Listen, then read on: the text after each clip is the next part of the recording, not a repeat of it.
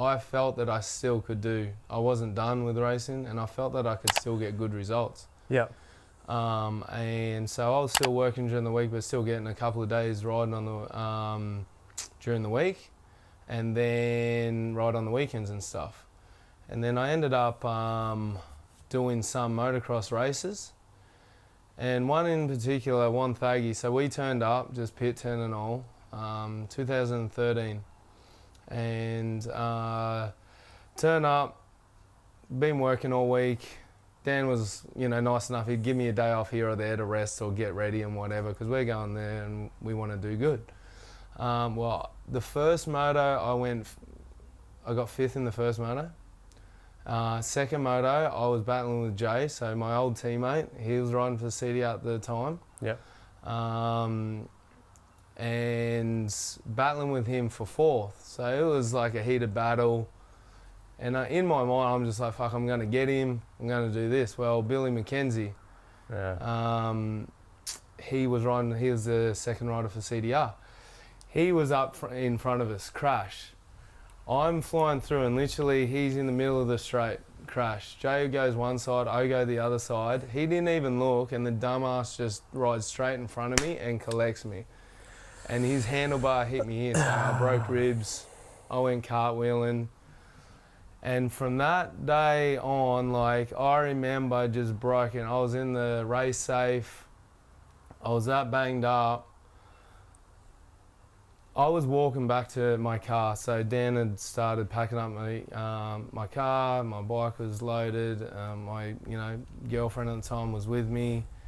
And I was walking through, and not fucking one person. And here I am. I've given my whole life to this sport and this industry. And I'm just fucking walking back like a broken soldier and just looking around, everyone's packing on, no one gives a fuck. It's brutal. And it's just like, fuck, and I wanted to go, say something to Billy, thanks for fucking near killing me. But they were off doing the thing. See, the other, no one said, oh, fuck, sorry about that, bad luck about that. Hey, how good was your moto? The only thing I heard, that the Honda bosses weren't happy that I was the only Honda at the front, because their current riders were behind me at the time.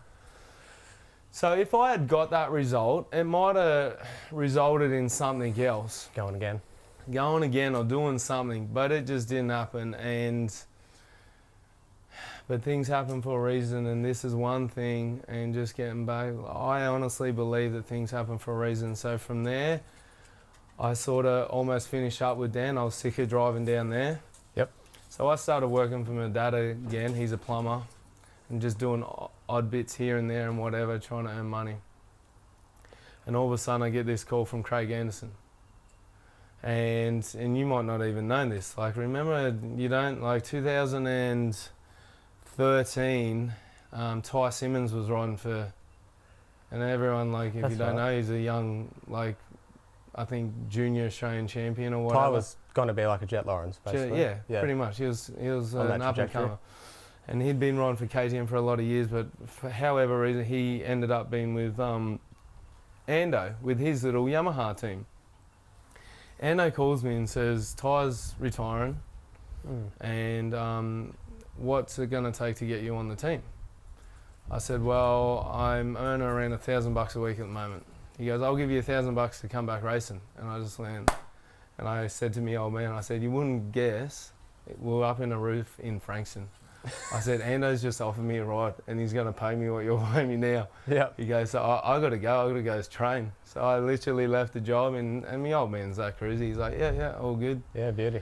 And straight away flew up to Newcastle.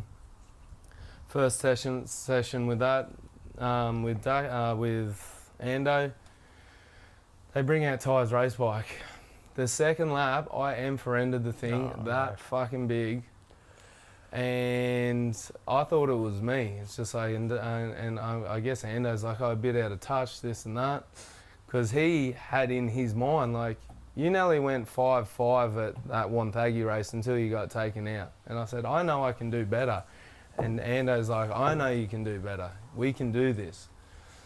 So then, super positive, gets behind me, tried to give me everything I needed.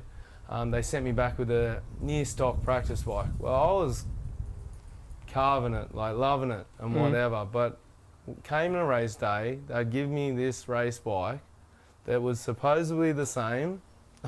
This old chestnut. The thing was the biggest piece of shit, and whatever they'd done to it, because I had a stock one at home and it was amazing. Yeah. And I was like loving it. And then they wouldn't even have me saying, let me race that one. Not doing that. Why not? I just like, we're not doing that. This is your bike. And it just like, it lasted like 1 round, then 2 round, and by the 3rd round, I said, this ain't happening, and whatever. So, again, I was like, I raced Ando, and even when racing him, we were sort of friends. You know, back then it was more of a family thing in the pits. You know, I was good friends with Pippi Harrison, the Honda Honda team manager, Jay Foreman. You know, we would always be staying in the same motels and stuff, so you would just be friends with everyone. I was real good friends with all the mechanics from the other teams and stuff, but you had a good bond with your team and a lot of others. How did it end with Ando? Not great at all. I told the Yamaha bosses, I said, I love the bike, there's nothing wrong with the bike, but that particular bike, and I just can't keep on going like that. Did you ever figure out what it was? No, I think whoever was on the development side had no idea, and if that was the bike Tye Simmonds was riding, I fucking totally understand why he gave it in and shut shop. And from there, he never raced again. Yeah. He's hurdling cattle and probably earning squillions. It looks like he's having a good time. He's having a good time, and from there, I totally understood that.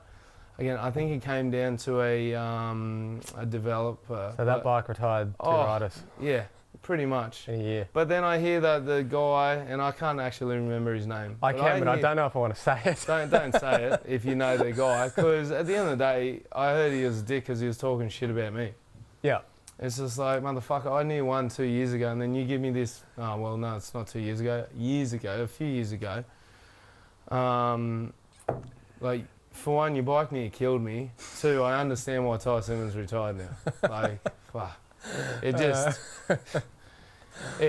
but again, me being me, I went up to Ray Howard at the time. He was the head of Yamaha Racing. Yeah. And I said, thank you for the opportunity, but I'm not going to continue with Ando's team.